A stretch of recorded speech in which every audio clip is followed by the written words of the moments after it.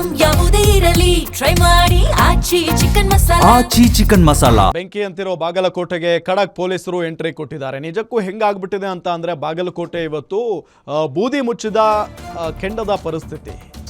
ಯಾಕೆ ಅಂತ ಅಂದ್ರೆ ಇದು ಮೊದಲ ವಿಚಾರ ಅಲ್ಲ, ಅಥವಾ ಮೊದಲನೇ ಬಾರಿಗೆ ಈ ರೀತಿಯಾಗಿ ಆಗ್ತಾ ಇಲ್ಲ. ರಾಜ್ಯದಲ್ಲಿ ಪದೇ ಪದೇ ಯಾವುದಾದ್ರೂ ಹಿಂದೂ ಕಾರ್ಯಕ್ರಮಗಳಿದ್ರೆ ಮುಗೀತು, ಅಲ್ಲಿ ಕಲ್ಲು ಎಸೆತ, ಇನ್ಯಾರನ್ನೋ ಹೊಡೆಬಡಿ, ಚಪ್ಪಲಿ ಎಸೆತ. ಸೊ ಸಹಜವಾಗಿದು ಮಿತಿಮೀರಿ ಹೋಗ್ತಾ ಇದೆ ರಾಜ್ಯದಲ್ಲಿ. ಹಾಗಾಗಿನೇ ಈಗ ಬಾಗಲಕೋಟೆಗೆ ಖಡಕ್ ಪೊಲೀಸರು ಎಂಟ್ರಿ ಕೊಟ್ಟಿದ್ದಾರೆ. ಇನ್ನು ಮುಂದೆ ಕಮಕ್ ಕಿಮಕ್ ಅಂದ್ರೆ ಮುಲಾಜಿಲ್ದೆ ಕೈಗೆ ಕೋಳ ಹಾಕಿಬಿಡ್ತಾರೆ. ಬಾಗಲಕೋಟೆಗೆ ಬರ್ತಾ ಇದ್ದಾರೆ ಇಬ್ಬರು ಖಡಕ್ ಪೊಲೀಸ್ ಆಫೀಸರ್ಸ್. ಹಿಂದಿನ ದಕ್ಷ ಅಧಿಕಾರಿಗಳ ಮೊರೆ ಹೋಗಿದೆ ಈಗ ಪೊಲೀಸ್ ಇಲಾಖೆ. ಹಿಂದಿನ ಎಸ್ಪಿಗಳಾದ ಸಿಬಿ ರಿಷಂತ್, ಅಮರನಾಥ್ ರೆಡ್ಡಿಗೆ ಬುಲಾವ್ ಕೊಡಲಾಗಿದೆ.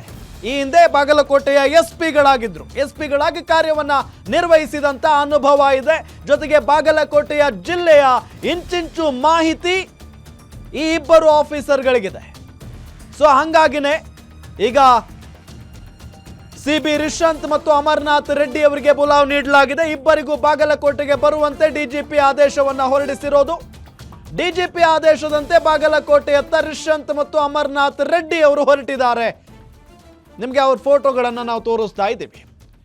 ರಿಷಂತ್ ಅವರನ್ನ ಅಫ್ಕೋರ್ಸ್ ಬಹಳ ಜನ ಗುರುತು ಹಿಡಿತಾರೆ. ಅವರ ಕಾರ್ಯವೈಖರಿ ಹಂಗಿತ್ತು ಬಾಗಲಕೋಟೆ SP ಆಗಿದ್ದಂಥ ಸಂದರ್ಭದಲ್ಲಿ. ಇದರ ಜೊತೆಗೆ ಅಮರನಾಥ್ ರೆಡ್ಡಿ ಅವರು ಕೂಡ ಬಹಳ ಖಡಕ್ ಆಫೀಸರ್, ಅದರಲ್ಲಿ ಯಾವುದೇ ರೀತಿಯಾದಂಥ ಅನುಮಾನ ಇಲ್ಲ.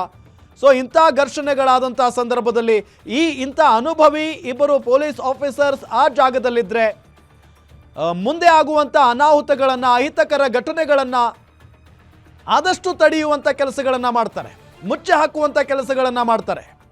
ಸೊ ಹಾಗಾಗಿನೇ ಈ ಇಬ್ಬರು ಆಫೀಸರ್ಗಳಿಗೆ ಈಗ ಬುಲಾವ್ ಕೊಟ್ಟಿರೋದು. ಘರ್ಷಣೆಗಳನ್ನು ಯಶಸ್ವಿಯಾಗಿ ನಿರ್ವಹಿಸಿದ್ದಂಥ ರಿಷಂತ್, ಅಮರನಾಥ್ ರೆಡ್ಡಿ ಅವರಿಗೆ ಈಗ ಬುಲಾವ್ ನೀಡಲಾಗಿದೆ. ಹೀಗಾಗಿ ಇಬ್ಬರು ಹಿರಿಯ ಎಸ್ಪಿಗಳಿಗೆ ಇಲ್ಲಿ ಎಸ್ಪಿಗಳ ಮೊರೆ ಹೋಗಿರೋದು ಪೊಲೀಸ್ ಇಲಾಖೆ.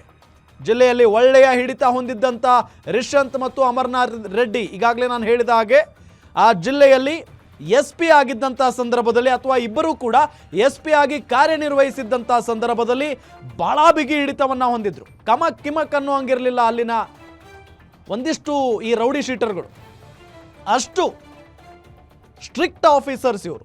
ಸೊ ಹಾಗಾಗಿನೇ ಒಂದು ಬಹಳ ಪ್ರಮುಖವಾಗಿ ಇವರನ್ನ ಕಂಡ್ರೆ ಅಲ್ಲಿನ ಈ ಕೆಲವೊಂದಿಷ್ಟು ರೌಡಿ ಶೀಟರ್ಗಳಿರ್ತಾರಲ್ಲ, ಇಂಥ ಘರ್ಷಣೆಯಲ್ಲಿ ಭಾಗಿಯಾಗುವಂಥವ್ರು ಅಥವಾ ಇಂಥ ಮೂರು ಬಿಟ್ಟವರು ಬಹಳ ಹೆದರ್ತಾರೆ ಅವ್ರಿಗೆ. ಸುಮ್ಮನೆ ಒಂದು ಕಾರ್ಯಕ್ರಮ ಇರುತ್ತೆ, ಒಂದು ಮೆರವಣಿಗೆ ಹೋಗ್ತಾ ಇರುತ್ತೆ ಅಂತ ಅಂದರೆ ಕಲ್ಲು ಬಿಸಾಕ್ಬಿಡೋದು. ಯಾಕೆ ಅಂತ ಅಂದರೆ ಮಸೀದಿ ಮುಂದೆ ಹಾಡು ಹಾಕಿದ್ರು ಸಾರ್, DJ ಹಾಕಿ ಕುಣಿತಾ ಇದ್ರು ಸಾರ್ ಅಂತ ಹೇಳೋದು. ಮಸೀದಿ ಮುಂದೆ DJ ಹಾಕಬಾರ್ದು, ಹಾಡು ಹಾಕಬಾರ್ದು, ಡ್ಯಾನ್ಸ್ ಮಾಡಬಾರ್ದು ಅಂತ ಏನಾದರೂ ರೂಲ್ಸ್ ಇದೆಯಾ? ಏನು ಮೊದಲೇ ಘಟನೆ ಅಲ್ಲ ಇದು. ಪದೇ ಇಂಥ ಘಟನೆಗಳನ್ನು ಎಷ್ಟರ ಮಟ್ಟಿಗೆ ಸಹಿಸಿಕೊಳ್ಳೋದಕ್ಕೆ ಸಾಧ್ಯ ಆಗುತ್ತೆ?